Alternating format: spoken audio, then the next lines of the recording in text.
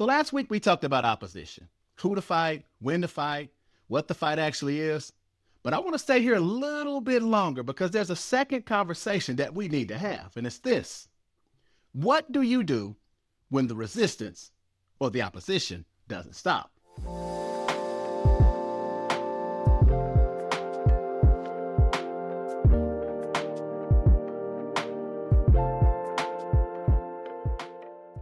Here's what I've seen in men's lives, including my own.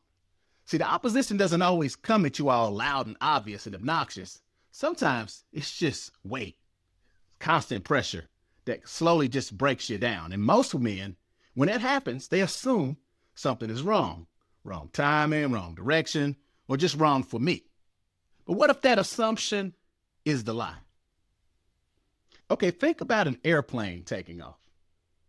See, a plane doesn't rise because the wind is at its back. It rises because the wind hits it head on. See, opposing wind or resistance is what creates lift. And without it, a plane could never leave the ground. And so here's what I want you to hold on to today. That the opposition that you're carrying right now might be the very thing that's designed to lift you up. So let's talk about what men must do to rise in the face of opposition. So the first thing we must do is kill the hesitation. See, the first form of opposition that every man faces isn't out in the world, it's inside of his own chest and mind.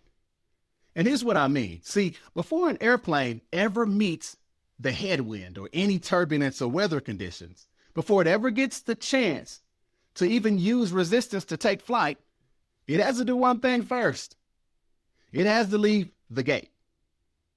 And so many men never do.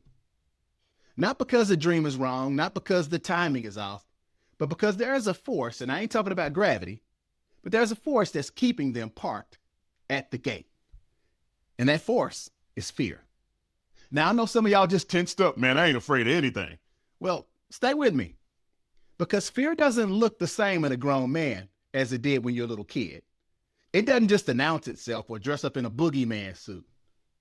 It just quietly makes itself comfortable in your decision-making process. See, your fear looks like the time you say, I need to think about it a little bit more for the 5th time. Or starting a plan and never finishing it. Or being busy, really busy on everything except the stuff that matters the most. That's called avoidance. And all of these are a form of fear-based resistance. See, a pilot doesn't sit at the gate studying the runway forever. At some point, he has to push the throttle forward. He has to move. Because here's the truth. You can't find out if you can fly until you actually get moving. And if I was sitting in front of you right now in a coaching session, I'd ask you, where are you hesitating? What are you afraid of? And if you say I'm afraid of nothing, I might challenge you a little bit. Because hesitation is just resistance wrapped in fear.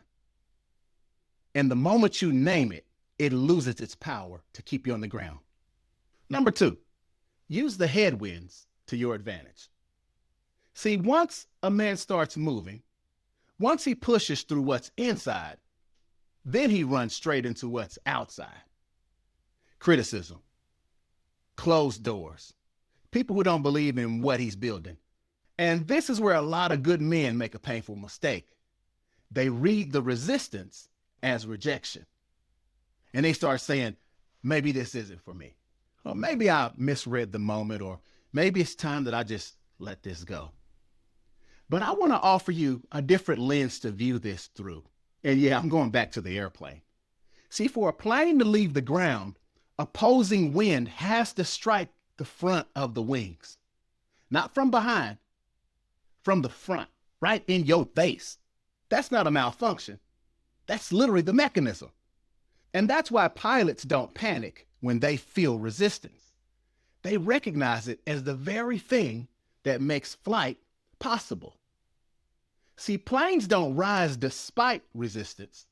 They rise because of resistance. So here's the question I want you to ask the next time opposition shows up or you feel resistance. Am I reading this resistance as a stop sign, or is this resistance a runway? Because the same headwind that feels like it's pushing you back just might be the thing that if you lean into it, will lift you up.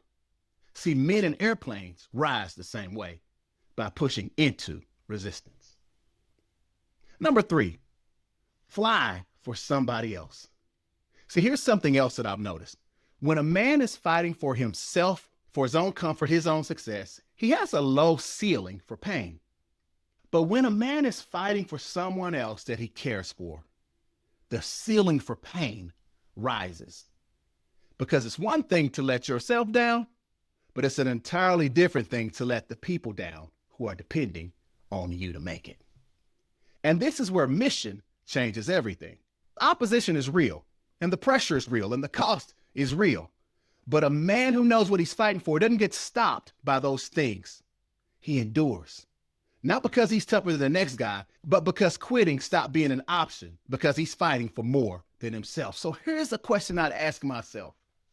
Who actually benefits from me taking flight? Might be your family, your kids, your team, or the men that are watching you and deciding what's possible for their own lives. Write those names down. I mean, literally on your goal sheet, because when the opposition peaks, and it will, this list will be the reason you don't stop. Because men will quit small goals, but they won't quit on the people they care for the most.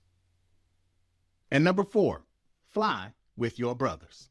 This is the last one, and don't skip past this one, because no man rises to new heights alone. Every serious mission needs people around it. Someone who will tell you the truth when you can't see clearly. Someone who will hold the pathway in front of you when you're too tired to keep your eyes on the prize. Someone who just refuses to let you give up and quit. But so many men try to carry everything alone. They isolate, sometimes out of pride, sometimes out of shame, sometimes just because life got busy. And here's what isolation does. It doesn't stop you all at once. It just creeps in slowly and quietly creates a distance between you and every voice that could have kept you in the air. And one day, the resistance seems bigger and heavier than it actually is. And it's mostly because you've been facing it alone. See, opposition is harder in isolation, but hard times are always more manageable in community. And that's not a weakness. That's just God's design. So begin to ask yourself, who is actually walking with me right now? And I'm not talking about who you know or who you used to know, but I'm talking about who's actually with you in this season. And if the answer is no one, then that's the most important gap that you need to fill right now. You need to find one man that'll challenge you, pray with you, walk with you, and encourage you as you face the resistance. Because isolation will ground your dreams, but brotherhood will keep it from crashing. Now, if you're a man of faith, you probably already sense that the ideas that I'm sharing, that they're not just leadership principles. They're the shape of how God designed men to live.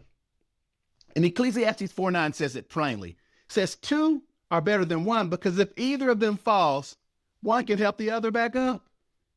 See, you weren't designed to hold your mouth funny and white knuckle through life all alone, or brown knuckle.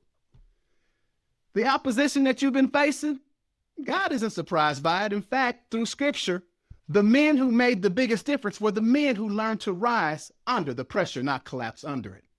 And if you want to explore how faith can fuel not only your belief, but also your performance, then we invite you to join us in the Limitless community. But here's what I want to leave you with today, whether you're a person of faith or not. You were never meant to drift through life. You were meant to leave something behind that outlasts you. And the opposition that you're facing right now, it's not evidence that you picked the wrong dream. In fact, it might be evidence that you finally picked one that was worth fighting for. The pressure is real, but what's waiting on the other side is worth it. So don't quit. Just lean into the headwind. Kill all those hesitations. Find somebody to fight for. Find someone else to fly with. Because ordinary men, when they choose purpose, are capable of flying to extraordinary heights.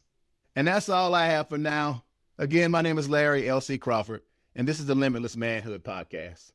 And we do this because men aren't born. men are built. And we hope you were built stronger today. Thanks for listening. I'll see you next time. Peace.